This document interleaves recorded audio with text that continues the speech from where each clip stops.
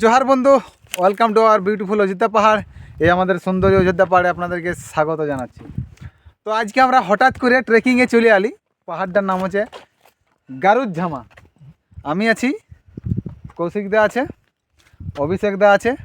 তো অভিষেক দা মানে আমাদের অযোধ্যা পাহাড়ের মানে প্রায় আমি যতটা নাই উঠি অভিষেক দা ট্রেক করেছে, মানে এই এরিয়ার অধিকাংশ পাহাড় ট্রেক করি। তো আমরা এখন আছি গারুঝামা পাহাড়ে, আমরা একদম টপে উঠে চলে আসছি। তো এইখানে বিশেষ একটা ভিউ পয়েন্ট নাই, তবে এই পাশ দিকে অযোধ্যা পাহাড়ের এইখানে সবচেয়ে উঁচু এটাই। হ্যাঁ, এইখানটায় এই গারুঝামা পাহাড়ের সব থেকে উঁচু এই জায়গাটাই। আর এদিকে অযোধ্যা পাহাড়ের বিস্তীর্ণ রেঞ্জগুলো পাহাড়গুলো দেখা যাচ্ছে।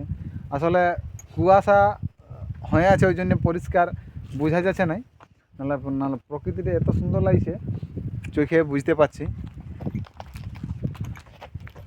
তো অভিষেক দা, কেমন লাগলে এই পাহাড় উঠে একটু বলে দাও।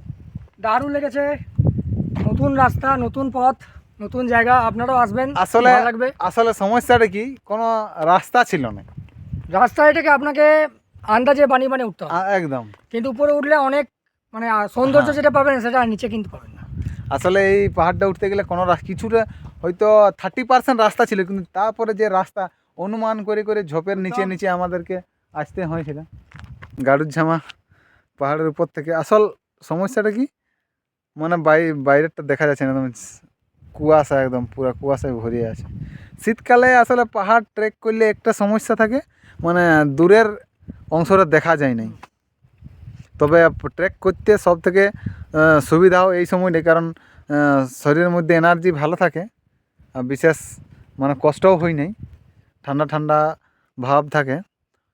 ওই জন্যে এই শীতকালটাই ট্রেকিং করা ভালো। কিন্তু দেখো, একটা ভালো থাকলে একটা খারাপ থাকবে, সেটা স্বাভাবিক। কি দাদা, ঠিক না?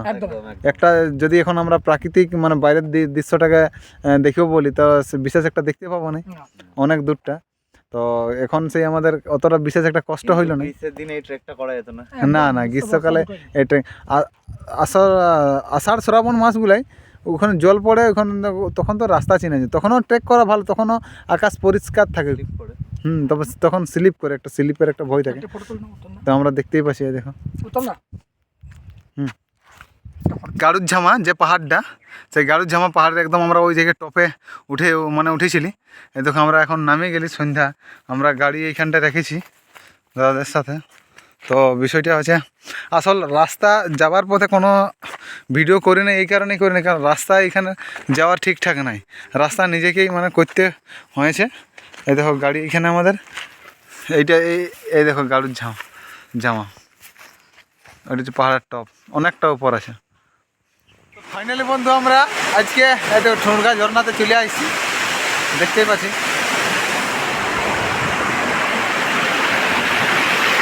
ঠুনগা ড্যাম, এই দেখো ঝর্ণা।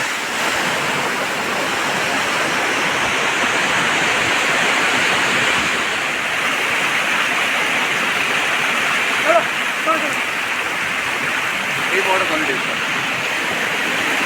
হ্যাঁ এই তো এই বড় কোয়ালিটি আছে, মনে হচ্ছে পুরো এগিয়ে দাঁড়িয়ে আছে পুরো। ওইখানে নিয়ে নিতে একদম চল চল চল, এই রকম না ঘাট